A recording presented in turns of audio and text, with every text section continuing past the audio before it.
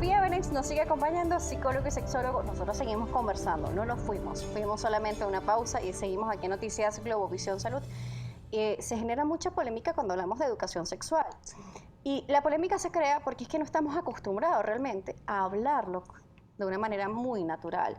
Y a veces pensamos que incluso moralmente no es correcto hablarlo. Y hay que hacerlo de una manera natural, pero con las herramientas necesarias. Y por eso existen los sexólogos para podernos ayudar y orientar en la parte educativa.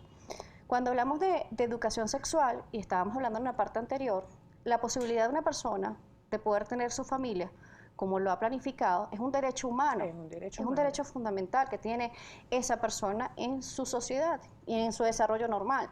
Y nos decía que los estudios han determinado que estos hijos de padres homosexuales, bien sea de manera natural o adoptados, no han presentado mayor tipo de cambio conductual o incluso de tendencia sexual. Así es. Entonces vemos también como muchos padres heterosexuales han tenido hijos homosexuales y esto no tiene absolutamente nada que ver con la tendencia de los padres. Así es, no tiene nada que ver con la orientación de los padres. Bueno, es una gran interrogante todavía las causas de la homosexualidad. Hay diferentes teorías con esto, pero bueno, lo más importante es que no es una patología, que no es una enfermedad, que bueno, que es normal desde que el hombre está en la tierra, desde que el hombre puso sus pies en la tierra, hay orientaciones de todo tipo.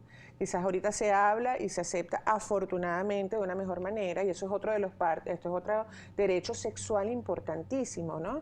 Que es la posibilidad de expresar tu sexualidad en cualquiera de los componentes que hablamos, orientación, identidad, placer, etcétera, de manera no discriminativa. Entonces eso es súper importante y respetuosa, así es. Fíjate tú que decías que hay que revisarse cómo está tu percepción en relación a la sexualidad. Si es positiva y respetuosa, está bien. Si es placentera, si no tienes dificultades con el placer. Cuando uno de esos tres componentes no está bien, ¿no? O tienes muchos tabúes. Los tabúes son un tema importantísimo para la salud sexual en los seres humanos. Bueno, imagínate tú, todavía en este siglo, a estas alturas, hay padres que tienen una persecución terrible con la sexualidad de sus hijos, cuando de alguna u otra manera, pues mira, hay una etapa de iniciación sexual que se da, pues, ¿no? Que generalmente hacia la adolescencia, finales de la adolescencia, en países como el nuestro, donde no hay educación sexual, pues la edad de iniciación lamentablemente es muy abajo, ¿no? Se habla más o menos entre 12.5 y 13 años. Imagínate tú, de ¿no? niñas embarazadas Sí, y adolescentes del embarazo. embarazadas. Que eso, claro, esas son las complicaciones de una sexualidad no educada, no responsable, ¿no? Y de no conversarlo en familia. Te decía que los tabúes, que es otro aspecto, ¿no? Generan mucha dificultad en los seres humanos, porque imagínate, una familia persecutoria con la sexualidad, pues no lo haga, eso es malo, ten cuidado, tal y qué sé yo, ¿no? Le pone como una especie de psicoterror a sexoterror, podríamos decir eso, a la persona, que muchas veces eso no le ayuda ni al hombre ni a la mujer a estar en una situación de bienestar y positiva en la sexualidad. Doctora, me detengo, no por interrumpirla, sino porque vamos analizando algunos puntos que usted nos está diciendo, y vemos a los adolescentes y vemos hacia las personas que le dicen que no, ¿verdad? Tratamos de cuidar a nuestros niños y adolescentes, eso es normal como adultos responsables, como padres. Pero ¿qué sucede también en esta sociedad? Que somos más permisivos con el sexo masculino, con los adolescentes hombres, que con las chicas. Entonces le decimos a los chicos que sí pueden, pero le decimos a las chicas que no. Pero ¿con quién se relacionan estos adolescentes y qué está pasando con estas jóvenes? Entonces tenemos una desinformación, falta de educación, y ahí encontramos enfermedades de transmisión sexual prematuramente y embarazos no deseados, porque no estamos ni orientando ni educando, incluso muchas veces se sienten hasta presionados por hacerlo antes y no esperan su tiempo real. Así es, fíjate tú que el decirle que no a una persona no significa que no lo vaya a hacer. Yo creo que esto es mucho más amplio, ¿no? Un poco conversar, cuáles son, por ejemplo, cuáles son las prioridades de las personas como familia, si, por ejemplo, es un valor que sea un sexo relacional, esas son cosas que se tienen que conversar con el muchacho, ¿no?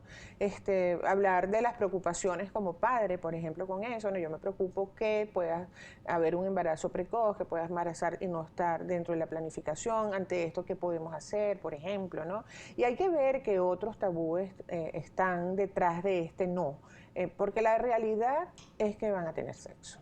Sí, solo que bueno, Una herramienta es el acompañamiento familiar e incluso de profesionales que se puede conversar. Así es. Y de alguna manera orientar a al adolescente a que no se vea forzado, que no lo haga por presión social, que no lo haga por dar pruebas de amor a la pareja, que lo haga cuando realmente se sienta seguro de lo que quiere hacer. Yo creo que eso es importante. Eso es tanto hombres como mujeres, ¿no?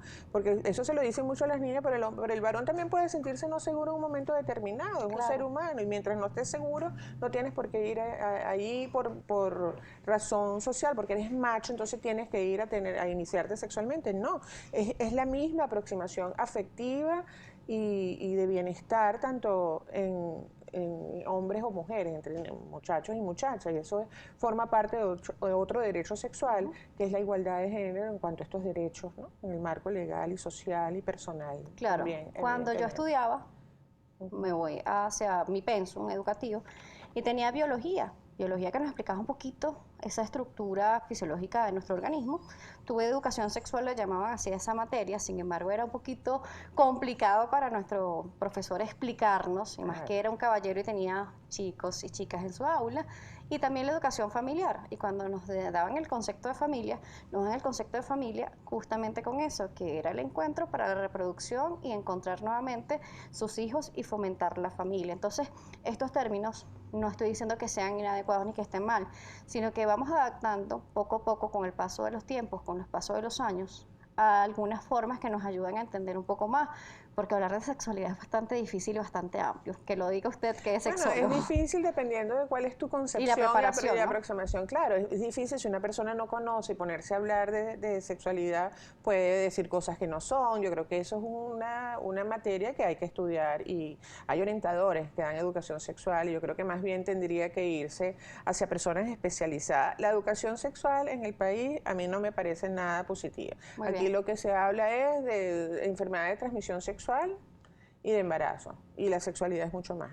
¿Cree que puede mejorar la educación sexual en Venezuela? Pero no es que puede mejorar, es que hay que empezar a tener educación sexual en Venezuela formal, porque aquí está en manos en este momento pues de los padres, que muchas veces no tienen las herramientas para dar la educación sexual sana, positiva y responsable, sino está basada en el miedo de las consecuencias negativas de la sexualidad, y en las escuelas no hay pensum para educación sexual. Muy bien, doctora. Hemos finalizado, pero queremos que le ofrezca a las personas que nos están viendo cómo le pueden contactar.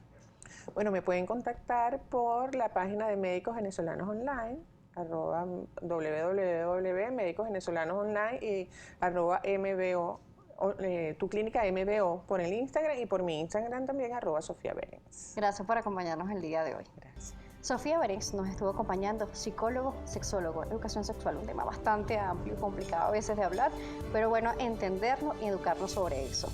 Nosotros le agradecemos la sintonía. Recuerden nuestras redes, @salud_gb, allí está el link de YouTube. Usted puede ingresar, suscribirse y además ver la entrevista que hacemos para ustedes. Nuestra cuenta, @AnielaJSala, será hasta una próxima oportunidad.